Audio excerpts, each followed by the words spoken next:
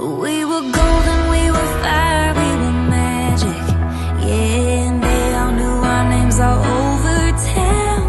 We had an aid in the middle of the madness. We were neon in a gray crowd.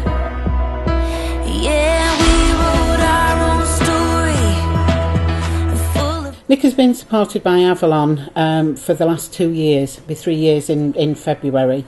He's a very complex guy who can and does challenge services and those who support him. He has autism and lots of complexities around his behaviour. He needs a team who really know him and who are behind him 100%. The team who work with him have grown to know him.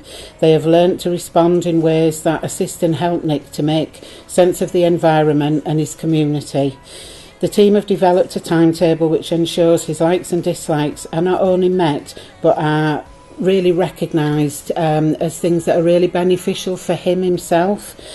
His time is spent in activities such as swimming, visiting local attractions, the Big Fun and the Deep in Hull, to name but a few.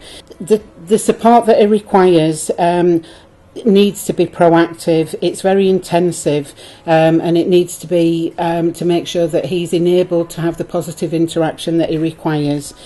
You need to be one step ahead with Nick, and certainly this team are always 2 steps ahead. They think of his well-being all the time, and they make sure that he has a really, really positive quality of life, which can be very difficult for somebody such as Nick.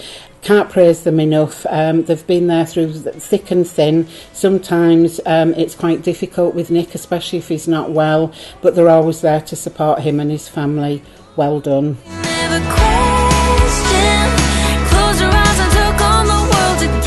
I'd like to nominate Robert Weeville's team. We received a referral over 12 months ago now. When the package first came to us, it did appear very complex. He not just because he was non-verbal, but also because he would have up to 70 seizures a day. The staff had a very vigorous training session, learning how to administer his emergency medications. Since that, at first they were obviously very scared, very worried about working with Robert because of the nature of his conditions. But they went on the training, they went in there, they gave it a go, and it's just flourished from there on, really. Yeah, basically, we've been supporting Robert now for 12 months, and in that time the staff have built a really strong, trusting relationship, not just with Robert, but his family as well.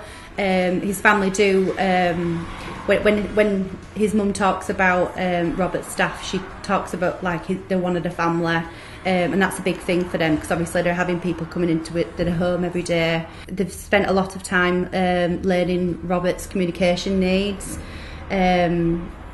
His seizures have dramatically reduced. He used to have emergency medication every day, and now it's very rarely.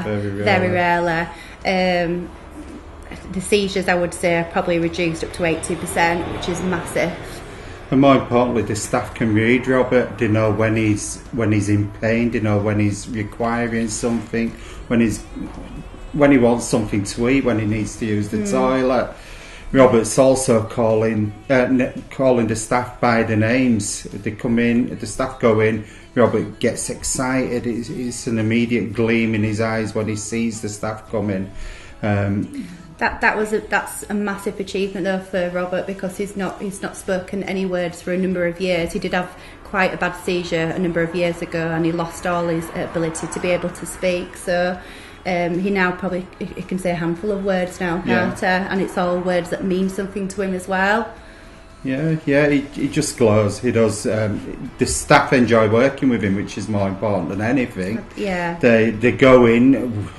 We've had no sickness, which is unbelievable, in the last 12 months, because everyone enjoys that part of going in and supporting him.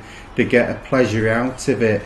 They worry in case they're taken off supporting Robert. In May of this year, the staff were all nominated for the Learning Disability and Autism Award, for the Great Practice in Autism Award. they were finalists. Yeah, I had the pleasure of attending this awards with the guys and Robert's mum. It was a fantastic night. It was enjoyed by all, and I think the staff were really humbled for being nominated for it in the first place. But it speaks for itself. They just do an amazing job.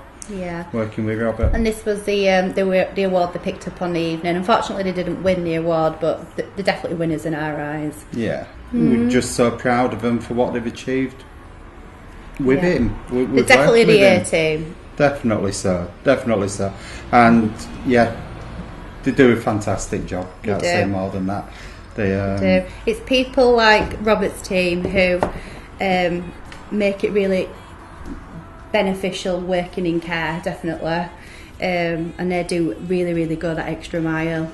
Yeah, beyond it, way beyond it. Yeah, they deserve every award going. They do. They do.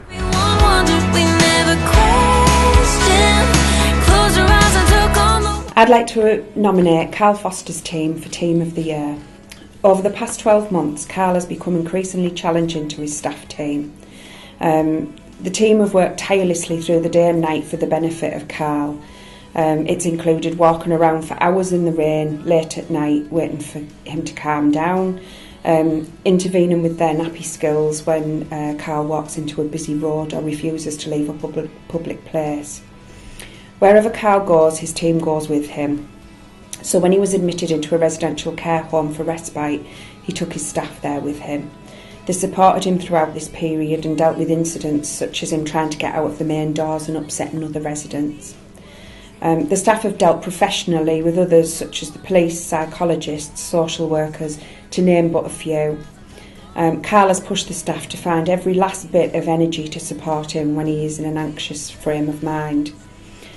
When it was suggested that Carl should be considered for residential care, everyone was horrified. Throughout all of this, the staff managed to support Carl successfully on a holiday to Benidorm this summer. Carl continues to be challenging on a day-to-day basis, but the team deal with everything as a matter of course now. Carl can decide at 6 a.m. to get up and go out so that the staff now have a grab bag, which has everything in place that they'll need on a daily basis to support Carl. The only warning that they might get that Carl is about to leave is him poking his head around the door and telling them. This means that the staff are up, dressed and hot on his heels before he disappears. This has contributed to the Teesside team building an excellent reputation for supporting people with behaviours that challenge. Heading the team is Hayley Wood, who has spent hours and hours updating information, speaking with professionals, going out to the rescue at the drop of a hat and making sure that everything was in place so that the trip to Benidorm was a success.